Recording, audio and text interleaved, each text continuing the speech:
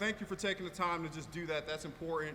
We're going to be really close and intimate today, talking, exposing you all to what we do and how K9 operate, and then feel free to have any questions. I'm going to open this thing up. All right, I'm excited. It's a good opportunity for us to talk about the great work K9 does on an annual basis here in this county. You know, to recall or recap the vast amount of territory that we cover. We cover roughly 1,300 miles in half of the public safety responsibilities for this county, comprised of almost 2 million people here. So it's not a small task. We handle, roughly 2 million plus calls for services each year.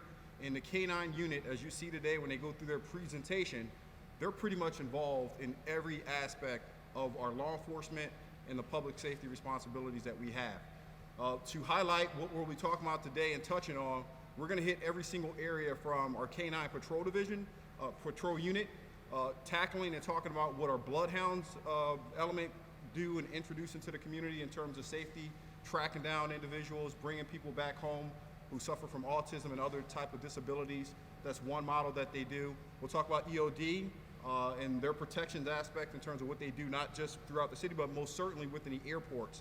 The volume of calls that they handle every single year between clearing bags that are left, property, jets, etc.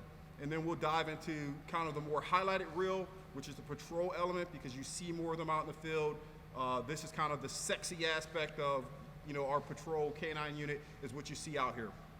So, talking about the work, I have to personalize some of this. I come from a law enforcement background where I was in SWAT. I conducted a lot of high liability operations, and K9 has always been part of those operations. I've personally been out on an easy 100 plus different operations, from tracking, area searches, providing security for the K9 unit, and I have to say, this is probably one of the more riskier units that we have in this agency. And I would challenge any administrator across the country to find a unit that takes on the type of threat spectrum that exists. Personalizing, again, experiences. I can tell you, when these men and women are out tracking fugitives who've committed murder, violent offenders, they are focused on managing their dog, and they're going into environments that are sometimes dark. We're going after suspects that sometimes are armed, and there are a multitude of variables that impact their performance. The environment in itself. Is it raining that day? Is it wet out? Is this one of these moments where we're out in a preserved area where it's very low visibility? And they are reliant on the training. A lot of training that they do. If you look at some of the statistics and stuff they're going to provide later on, and last year alone, they conducted almost 10,000, 9,600 plus hours of training. That's an enormous amount of numbers. And I think the previous year, we were just a little bit in 2019, somewhere around 7,000 plus hours of training. It speaks to the volume of expertise and professionalism here. Sergeant Manny's going to go over, when he gets a chance to come up, and talk about some of the credentials and requirements to be part of K9 unit. But look at the total volume of calls for service that they're handling and how they're dealing with them. One thing that I know they're very proud of, and so am I, is looking at the national standards when it comes to bite ratios and he's going to get more technical about that. Bite ratios and considerations is basically what is the expectation for how often, or the frequency in which K9 should be engaging in an apprehension that involves with a bite, a physical bite of a suspect. And that current figure on the national standard is 30%. 30% of the activities in which they're engaging, going out, putting the dog on the ground, tracking down suspects. Ideally, we want to see about a 30% bite ratio. In 2019, our figures are at about 10.3% when those bite ratios came into our data collection. In 2020, we're at about 7.5%. Why do I articulate that and put that emphasis out into the community? It's because if you look at the high liability threats that they're dealing with and the type of suspect that they're going at, this is a less lethal tool. It's not a weaponized tool that is used to attack, assert, and victimize anyone. It's more of a less lethal tool, and it's the only less lethal tool that we have in this industry that can be recalled. Manny's going to talk about that. Talk about recalling. It's important to understand that. I'm going to steal some of his thunder. Again, I love K9. I like everything that they're doing. And when we use OC, for example, if a deputy deploys OC, there's no calling it back. When you press that nozzle and spray, it's downrange, it's on its target. It doesn't have any more consideration for any behavior patterns that may have changed by a suspect. If we fire a taser and deploy those darts out, once they're airborne, there's no calling them back. And we've all seen encounters with law enforcement across the country where perhaps there was maybe a millisecond that could have made the difference in how that application of force was used, whether it be a taser, whether it be OC, but once that activity is engaged, it's engaged. With K9, they have a tool that has intellectual capability because the dogs are well trained, they understand orders, they're able to associate to their handlers as well as what threat they're dealing with, and if they have to deploy, they can pull them back off. So again, being out in the field and seeing some of these things take place, it's always one of the most impressive things that I've had a chance to be involved in my career. You supplement K9 with what we've done, and some of you were here for the Aviation Day, and how we have used technology airborne to supplement, to reduce the threats that they're facing, to guide us into areas that are very hostile and ensure that we minimize exposure to potentially dog biting a civilian who's not involved, or our K9 personnel turning a corner and being killed. So a multitude of different things that'll be covered here today. I just wanted to highlight a couple things when we talk about the bite ratio, things of that nature. I'm going to have Sergeant Manny Kusifios, Sergeant K, aka Manny, if it gets tough on the last name, Manny. I'm going to have him come up and he's going to take you through a full presentation. What I would request is that as he's going through, guys, engage, right? If he brings something up and you're not sure about it, that's why it's media day, it's your day. So present the questions and comments. I'm going to step off to the side. Sarge, come on up and I'll let you run with it from here. To get onto the K9 unit, it starts with a selection process. It's a lengthy selection process to get the right deputy, all right, as well as the right dog for that dog team to be successful. Once we select the dog team, they go through a 480-hour school, and during that time, it's a bonding process, as well as the train in the areas of obedience, area searching, tracking, gunfire, and apprehension. Once that 480 hours is completed, and that's mandated by FDLE, which is the Florida Department of Law Enforcement, once that is completed, they will go ahead and, which we call it is a K9 Field Training Officer Program. They will be teamed up with our head trainer or one of our trainers, which is Lazaro Rodriguez or Timmy Roberts, and it'll be a shadow phase, okay? So during that time, it'll last about 4 weeks. After that, they'll be reevaluated by our trainers as well as myself, and then for a period of no less than 1 year, the new handler, that new dog team, will be shadowed with a senior handler to make sure that everything is done correctly. There's a series of things that we do before we deploy, all right? So our unit is a reactive unit, all right? Our mission is to provide K9 support to the districts and specialized units and the municipalities within Broward County. We provide them with K9 support. Once we get called for service for a K9 deployment, we make sure that we have all the elements in order to deploy.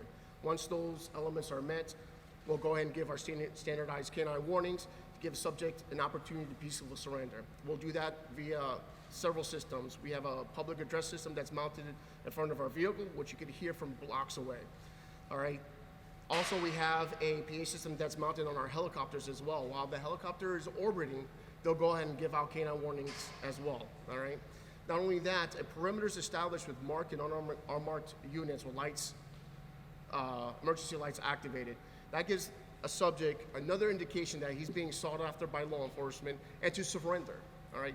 Once we give that subject ample opportunity, all right, we'll go ahead and start deploying, okay?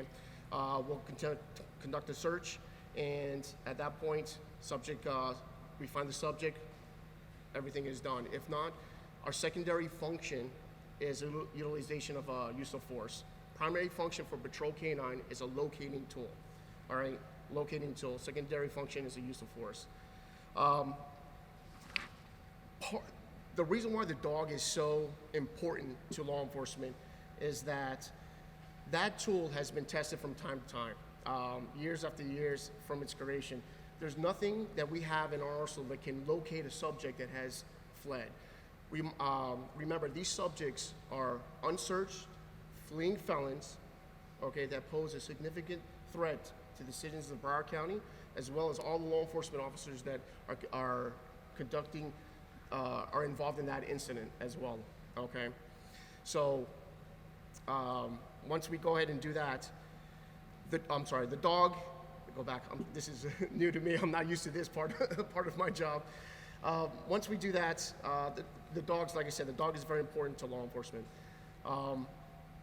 The olfactory cells in the dog's nose is 50,000 times greater than a human. So I give an example every time I do canine demonstrations or talk to children for a career day, is that when you go home and you have dinner cooking, and I always give the example of pasta and spaghetti sauce and all that stuff.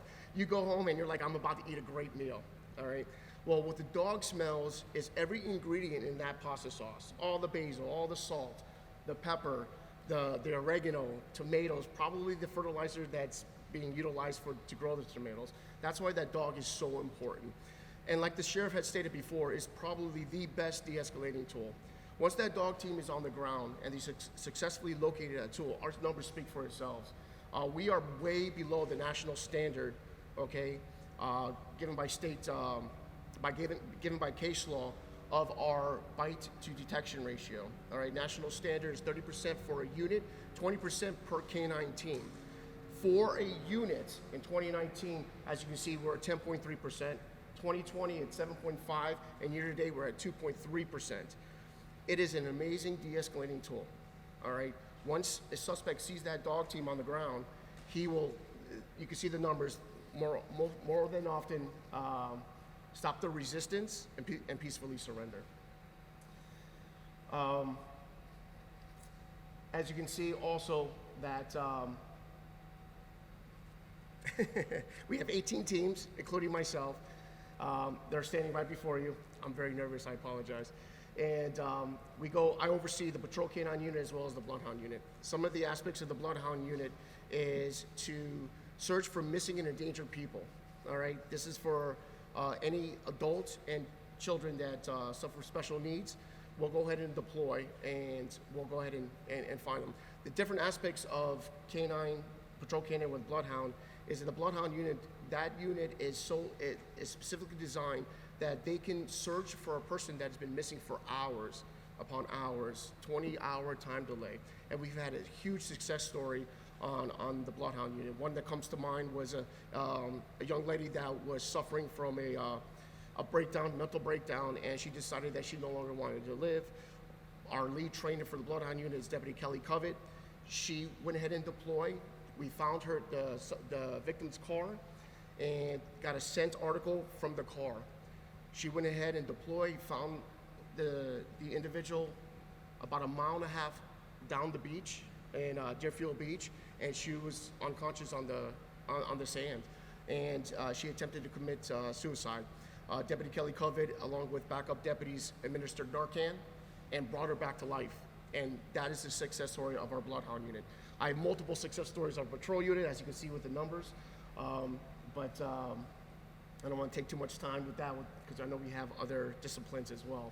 It goes to our selection process with our dogs. Again, it's an extensive training process. At the beginning is 408 hours, like I said, for our canine school that we hold here at the Broward County Sheriff's Office. But the selection process for the dog is a dog that is even balanced, okay? Even balanced for working, and then when he's off of work. I'll give you a perfect example. My canine partner is named Loki. Okay, I've had him for several years.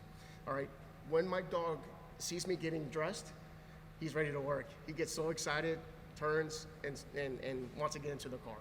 He gets in the car, we come to work. As soon as I don that harness on that dog, he's ready to work, okay? He's very disciplined and very trained, okay? We're mandated to be certified and recertified every year by the Florida Department of Law Enforcement in those areas of obedience, area searching and tracking.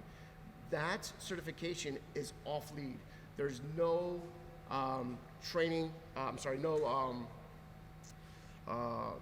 it's just off lead. Everything is off lead. Everything has to be, the dog has to obey the handler by his voice. We also have dog teams assigned to specialized units within the Sheriff's Office, such as our fugitive team, our Viper team. Also, we are deployed with our BAT team as well. That dog team works very closely with those operators in close quarters. The dog knows what he's looking for. The dog knows what he needs to do as a job. and we have been extremely successful in those missions. In the past, I've been doing canine since 2008. I don't know what in the past, but with technology and everything like that, the dogs need to be suitable for searching in the type of environment that we work in, and that's what we train for. All right, the subject, when we deploy, all right, most often it's felonies, all right? Most often it's felonies, and I could describe when we will search for a misdemeanor. But most often it's felony. He's an unsearched fleeing felon, okay? He has been defiant towards law enforcement. We have set up a perimeter. He has made contact with law enforcement and chose to flee and hide. So we know what his intentions are.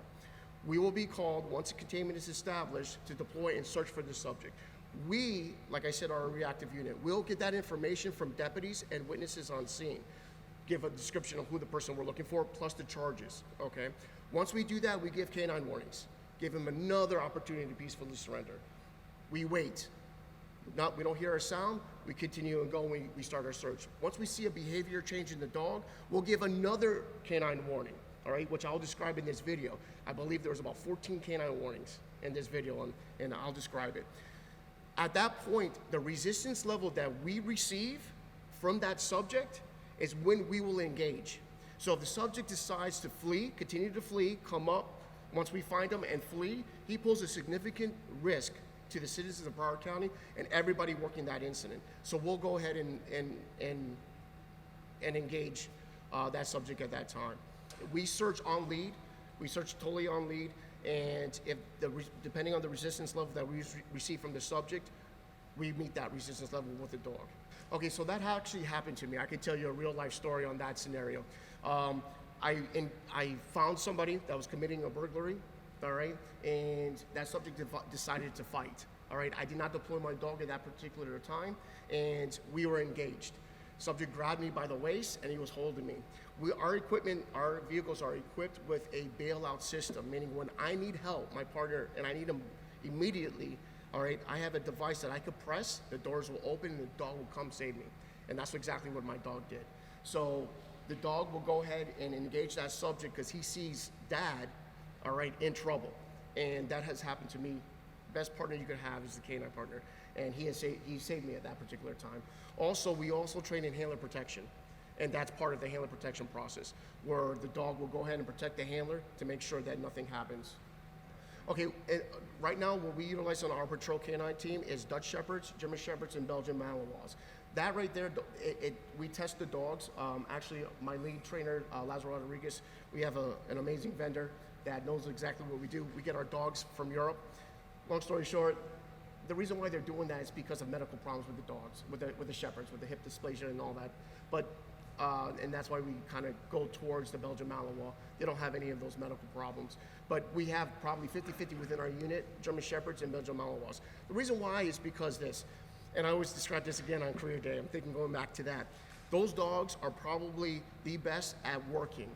Our Bloodhound unit, the reason why they're designed and they look the way they do, cute puppies, but you can see their faces all wrinkled, their ears are long, their nose are completely elongated, is the reason why is because when they're going and tracking, they get that scent, and it's almost like a shovel, and that scent goes to their dogs. Well, our Belgian Malinois and German Shepherds are designed not that perfect, but almost that perfect. So that's why we utilize them. They're not the fastest the Greyhound is, but they're the second fastest. So that's why we utilize the German Shepherd and Belgian Malinois as police working dogs. But just like we would evaluate and assess a new deputy through field training program as to whether or not they're competent and qualified, when the dogs are being trained in themselves, there's an expectation that their trainers and handlers have in terms of their performance indexing. And then when they come into our organization, if the dog is not meeting up to the standards in which the sergeant appreciates, then we won't accept that dog. It's roughly a $10,000 investment per dog. So the last thing we want to do is bring in a dysfunctional or non-obedient or a dog that's just not really cutting the mustard and maybe a liability out there. So we also have that as well. Every handler in the patrol canine unit and the Bloodhound unit wears body-worn cameras. I actually have mine. It's always on my belt. I wear it every time I wear my uniform, and the guys as well. So that gives total transparency in exactly what we're doing. Since we've had the body-worn cameras introduced to our patrol unit, our just truthfully, our complaints have been zero. Our subject to civil suits have been zero. That gives total transparency to what we do. And once we get a notice of suit or a complaint, that's why we have our digital text release that body-worn camera footage, and then all of a sudden everything goes away. And I think that's probably, for technology, to answer your question, sir, technology, that's probably the best technology that we have to our unit to protect us in the job that we do. Some of the aspects to answer the question of the Bloodhound unit, our Bloodhound unit is the only unit that is a dual-purpose unit. Our dogs are certified in mail trailing, which is what the Bloodhound unit does, as well as therapy. And we saw a significant need in that with Stoneman Douglas and with the airport incident. So we had branched that out where now all of our handlers with their Bloodhounds get certified in the areas of therapy as well. So those dogs are utilized with our special victims, when our young victims, and it is an important tool, a tremendous asset to those victims. They find closure or comfort, I should say, when the dog is being there. Okay, so I was actually going to get into that. Just to touch what the sheriff was saying, our dogs are tested and tested and tested, and we go through this so much training. We train every Wednesday at minimum 10 hours a week. At minimum, every single week we train. We go further than that as well. So our dog is a one-time bite and hold unless some circumstances such as what happened this past weekend, a subject fled from the dog after canine warnings. He was armed with a firearm and he tried to jump over a wall. The dog went ahead and grabbed him, apprehended him, and he fell on the dog. Well, obviously you could see that brought discomfort and pain to the dog, but the dog is trained to re-engage, not to stop. He will not stop, just like we're trained. Thank you so much. Just like we're trained not to stop fighting, the dog's trained not to stop as well. So the dog re-engage, but it's a one-time bite and hold. And what they are aiming for is just only the appendages. Okay, and that's what we train for. All right, and that will stop our threat. That threat that's being brought to us. But you can see that our canine deployments has not. It's not a significant change in that. Again, we don't control those numbers. Okay, those numbers are controlled by the resistance level that we face. Okay, our primary function is to locate an possibly armed, and dangerous fleeing felon that poses a significant threat to the public. That is it. Once we're met with force, that's the secondary function for the dog. So it's completely up to the subject if he's going to be complying or not. And if he's not compliant and poses a significant threat, that's why we utilize the dog as a use of force. So that's what those numbers represent. It's not, okay, I'm just not gonna do that today or something like that. It's every incident, every scene, every case that we're working is those are the checkboxes we go. Primary function, locating, and that's it. Keep in mind, 2020, I want to talk about 2020, all right? COVID impacted every single part of society, including our calls for services. During that month, that year period where the launch and the declaration and executive orders was passed, like March 20, somewhere in there, we start seeing total volume calls for service starting to drop because people were not active in the community. There were lockdowns and people staying home, social distancing. And then as those things start to loosen up, we saw an increase in party calls. We had spurts of violence pop up. So looking at the numbers, I look at all the numbers more frequently than the Sarge does. It was clear COVID and the reduced activities of the community impact every single aspect of the agency. You just can't get around it. I'll give you a prime example, pivoting to one department. In our Department of Detention, we went from about 80% capacity all the way as low as 63.4% at one point. And it's because people, even bad guys, were paying attention to what the CDC was saying. People were staying home and complying, so you can't ignore that. To answer your question, okay, for the sheriff's office, all right, for the sheriff's office, in 2019, the bite ratio for black male subjects was 10.2%, okay? For white male subjects, it was 12.5%. In 2020, black male subjects that were, can I make contact with was 7.5%. And for white males, it was 11.1%. So those are the numbers. So that's for the sheriff's office. I can't speak on other municipalities or agencies or the national, or I just don't know. But what I do know is that there's specific guidelines that Patrol K-9 must follow, okay? And that's how we get our numbers.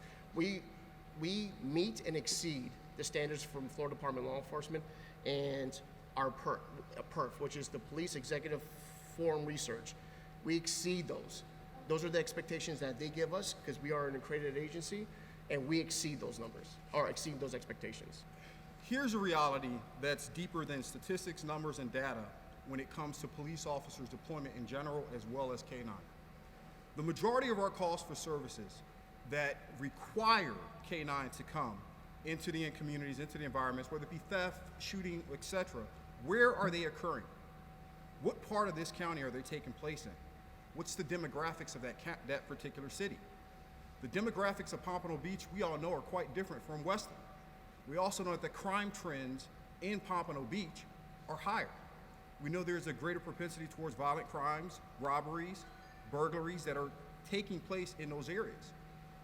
If you have a population density that is predominantly black people or people of color in a city, and that crime rate is occurring, and again, I hate to use Pompano Beach as the sacrificial lamb of one of our cities, but the reality of it is, it's going to be more than likely a minority that they're probably going to engage with. Now, that doesn't mean that it's an excuse, but that is a greater picture than law enforcement. The social economic status of these communities come into play, the educational aspects for the type of suspects that they have to deal with. Are they in school? Are they getting the type of same benefits that our white brothers and sisters may be getting in a predominantly suburban community? These are things that I have paid attention over the last 2.5 years, and this community has been screaming for, fighting for when it comes to the equalities, the balance and justice, all the national reform elements that we're talking about. We've been more accountable than any other administration that has served here. That's not a bragging, that's just a fact for what we've had to tackle and take on since I've been here. From excessive force, from deputies slamming kids' heads down and beating people in handcuffs. We put all the checks and balances that are necessary to hold people accountable into this community. But what about all the other variables that impact crime patterns and trends? What are we doing there? Those are bigger than law enforcement issues. And when numbers are indicative, or, and again, Britt, I haven't looked at what you have, but I'll just take it at face value. It's accurate, it's true. Do not ignore the fact that there are parts of this county that suffer from more poverty, poor housing, lack of education, and those are typically where crimes are committed and happening. So I don't want it to be isolated into it's just law enforcement. We have to look at this thing on a broader scale. It's not fair to the men and women who are doing this very risky task. Again, I've been on hundreds of tracks with them. I know what they're doing out there. The second side that I want to just tackle real quickly is what are we doing and what are we promoting and educating out in the community to help reduce these type of crime patterns? I think one of the comments that came up earlier, I can't remember, maybe it was Raphael, right? Mario, I'm sorry, I mixed it up. Someone brought it up, was like, hey, what determines the bite? It's not the dog, it's not the canine handler, it's the suspect. You give them orders, they fail to comply, then there are standards of training and protocols where they're going to deploy. I have personally seen an individual get a half a dozen plus warnings before the handlers have to deploy the dog. So individual responsibility and accountability cannot be ignored.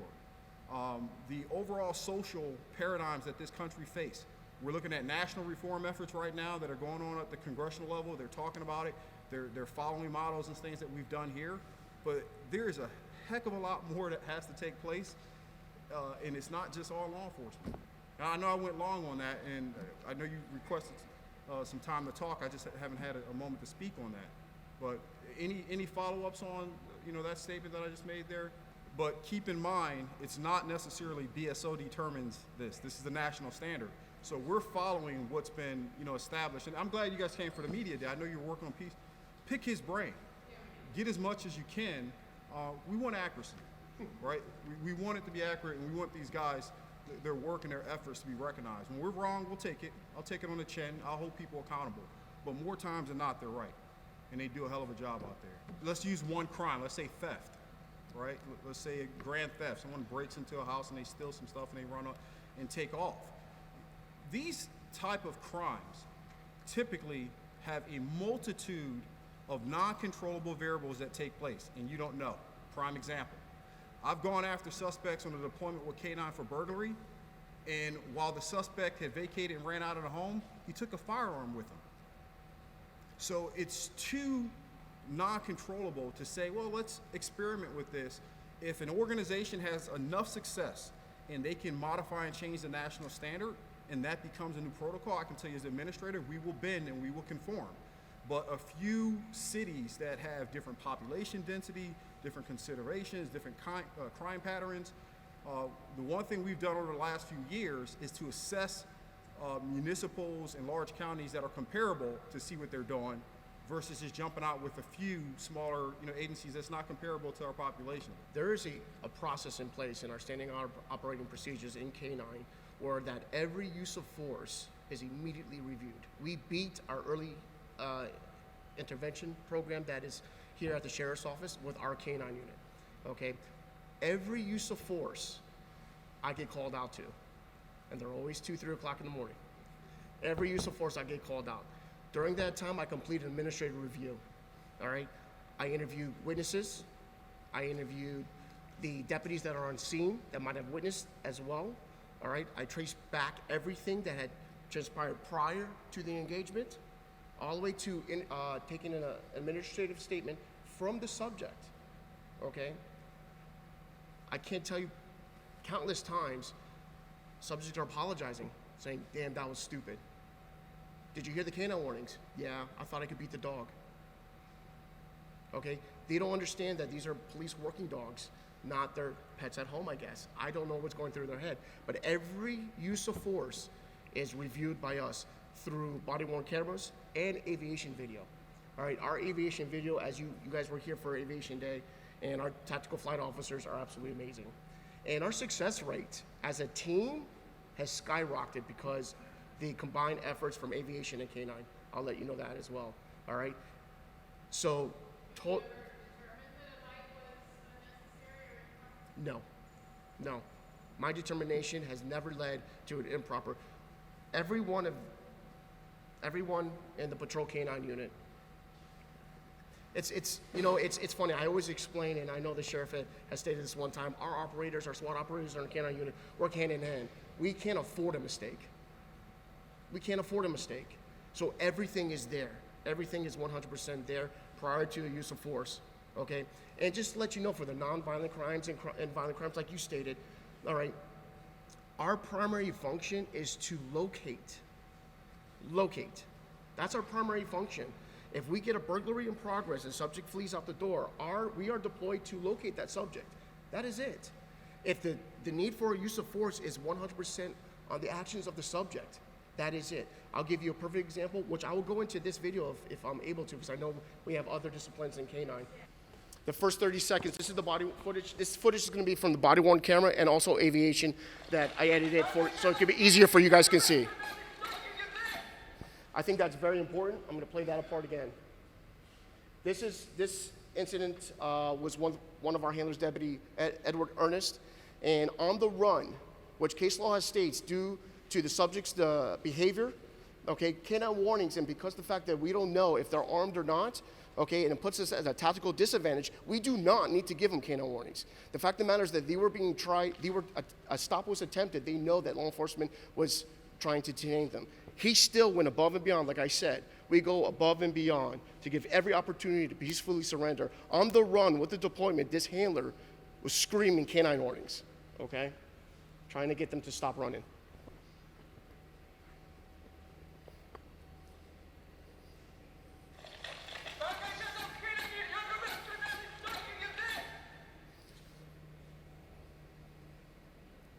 All right, at this point, three subjects had jumped over this wooden fence and went into this backyard, a resident's backyard, okay? At that point, the handler is trying to get through, and he sees the subject still trying to climb over, and he continues to follow the subject. That's his canine partner, Roscoe. At this point, several units are trying to get on scene to contain the subjects within this neighborhood with lights and sirens. Aviation's also been requested and is overhead. All those are great examples of opportunities for this subject or these three subjects to give up. All right? This gives them further evidence that, hey, listen, law enforcement's after you. You need to stop. But they chose to defy law enforcement and continue to resist arrest. At this point, the subject continued to run, and Deputy Ernest had stopped. The reason why, because he had lost sight of the subject. The dog is not off lead. He has control of the dog at all times. At this point, we regroup, formulate a plan. We have other handlers coming to the scene, and then we'll go ahead and redeploy. That's the dog team with some backups. The dog had led him to this area, and that's one of our subjects right there. At this point, this is a wall. At that point, the dog team gave him another canine warning because aviation had told the handler and that team on the ground, their subject's right on the side of the wall. Our tactical flight officer was Paul Sada at the time, and he did an amazing job. He kept an eye on this subject, who, again, and I can't stress this enough, unsearched fleeing felon. Unsearched fleeing felon.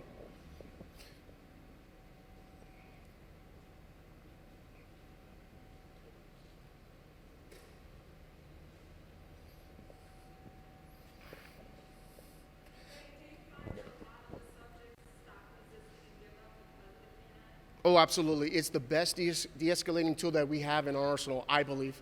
And like the sheriff had touched before, it's the only use of force tool that we can recall. So if the dog is going to be deployed on this subject, and at the last minute, that subject says, you know what, I give up, by a verbal command, we can recall the dog. You can't do that with a taser. You can't do that with a beanbag round or any other type of less lethal tool that we have. So at this point, the dog team has regrouped, and the dog is leading him in that direction. Aviation is saying, hey, listen, we do have a heat source, and we have a subject that's fleeing from you. And because of the danger associated with these subjects, that's why K9 is deployed. We also utilize operators as well, because any good K9 team will lead us to danger, The subjects know that we're coming. Folks that have pets, dogs are not quiet, okay? Dogs are loud, especially a handler holding onto a dog. That gives them another further evidence that, hey, listen, okay, a dog team's on the ground and they're looking for me. In this case, there's another great example of de-escalation for the dog. The dog team is right there and he's barking. Subject crawled out of the bushes and said, I give up. At that point, that's it. Primary function is to locate.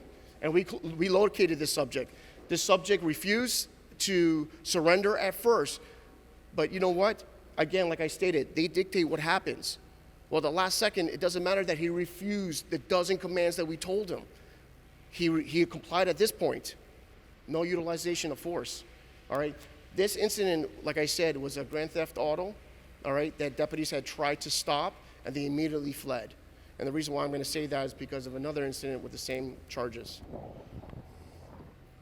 This is our second subject. Again, refusing to comply. This, again, aviation is amazing. Our dog started indicating that there was some odor. Paul Sada had focused on, our tactical flight officer had focused onto this area. And at a point, you can see the heat source. That's an AC unit. But you could see the heat source in this trash can. The handler, or one of our handlers, shook the trash can, but that subject was so low into the trash can, it seemed light. And we found him inside that trash can, all right? That is a great example of ambush. This is how cops get killed all the time, all right? If that subject was armed, which we do not know if he's armed or not, but if he did and he wanted to continue to resist arrest and flee, we're at a total disadvantage. That's why that dog is so important. He told the handlers, there's some odor here, something's going on. And that gave the handlers that split second to take that tactical advantage and take that subject into custody. This is our third subject. Again, same dog team on the ground. Prior to the deployment, K9 warnings were issued again, okay? Subject is hiding behind the shed.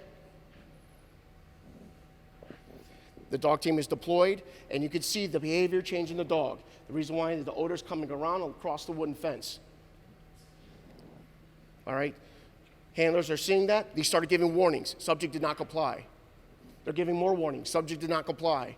They're giving more warnings. Subject's not complying until finally the end. All right? The handlers held back because they felt that they were not at a tactical disadvantage at that particular time, so they were waiting for that subject to comply. Had he not, justification for the use of force was there, but they held back. Is the dog bite considered a lower use of force than taser, or where does it fit in the? I don't believe there's levels of non-lethal tools. Okay, so the dog utilization for the use of force, all right, is just there as a taser, as a beanbag. It's taking the subject into custody was with the minimal injury to that subject. Social media. If the complaint comes in, most certainly would go through use of force, but we don't wait for complaints either. If there's something that occurred internally and a district commander or his Lieutenant Fernandez, who's behind us, says, hey, I disagree with this one, what the sergeant's doing, it's going to the use of force board, and then that takes both of them out of the chain of command in terms of objectivity, and it puts it on a board to look at this thing and say, hey, although they say it was right, this one we're going to have a problem with, Sheriff. Here's what we're going to recommend, right? It goes internal affairs, professional, gets to the professional standards committee. They make a recommendation if there's a policy violation. Our unit is comprised of six people. We've got a sergeant and 5 detectives or deputies that work under him. Right now, we're assigned 5 canines that are strictly explosive detection. They are not apprehension dogs. Our responsibilities as a unit, we deploy all over the county for suspected or actual weapons, bombs, IEDs, explosive devices, and we also provide security sweeps for bomb threats and stuff like that, large events. Basically, we don't use our dogs on every call. It depends upon what the circumstances of the call are, and we decide if we're going to go ahead and use conventional, what we call RSP means as a bomb tech, or if we're going to use our dogs to try and identify something.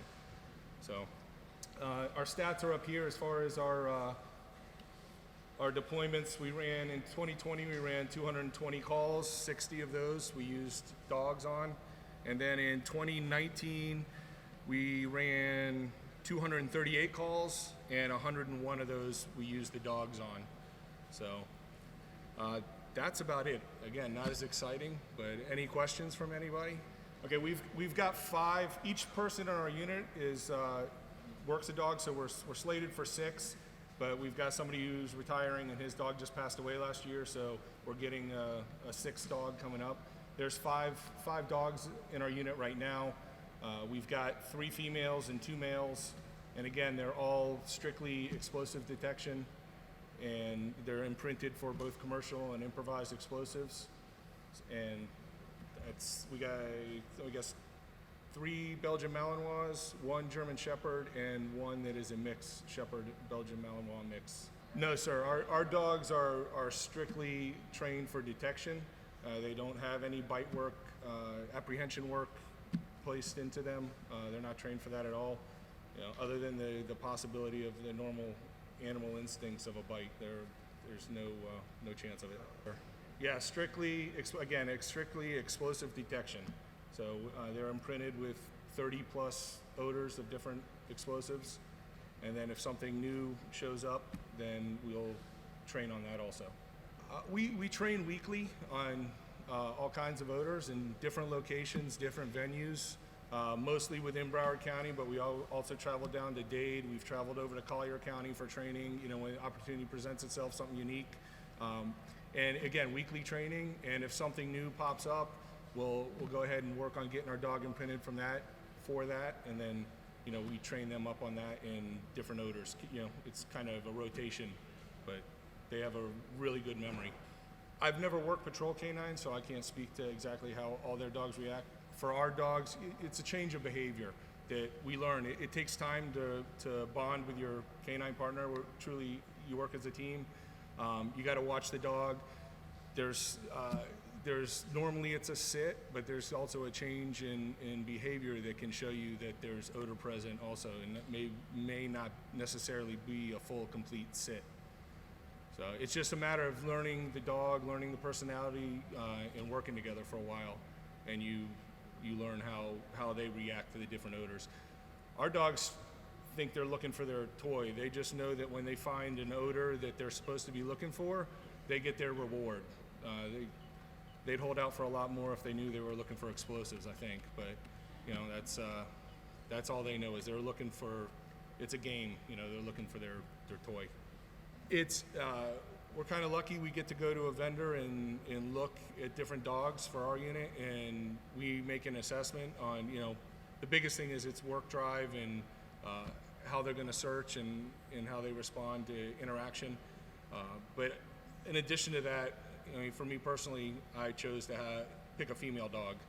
So, because they come home with us. They're our family dog at home, and then when they go to work, just like Sergeant said, mine gets super excited when she sees me getting ready for work, and she also knows when I'm leaving town and not taking her, and she's not happy about that. She goes into depression. So I have a well-rounded group of people. We have 11 handlers, 14 dog teams in our group.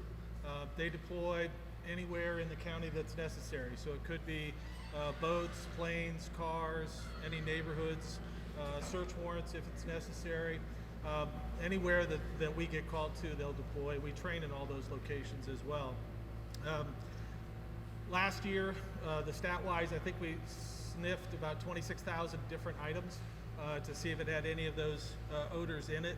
You can see some of the stats I think are over here.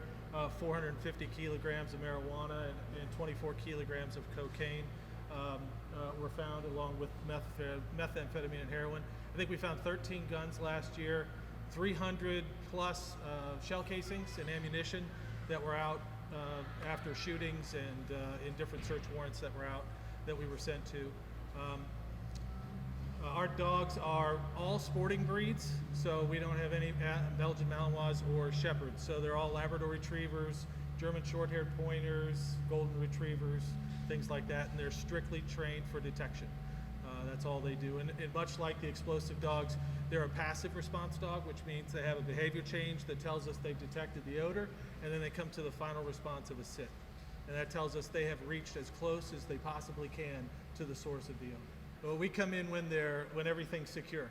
So after everybody has secured the scene, we would come in after that. Our dogs are of no protection for us. They would lick your shoes and lay down on the ground and things like that. So they are not going to protect us in any way. So once the scene's secure and we're looking for evidence recovery is essentially what we do, we come in to then assist in recovering the items that they're looking for.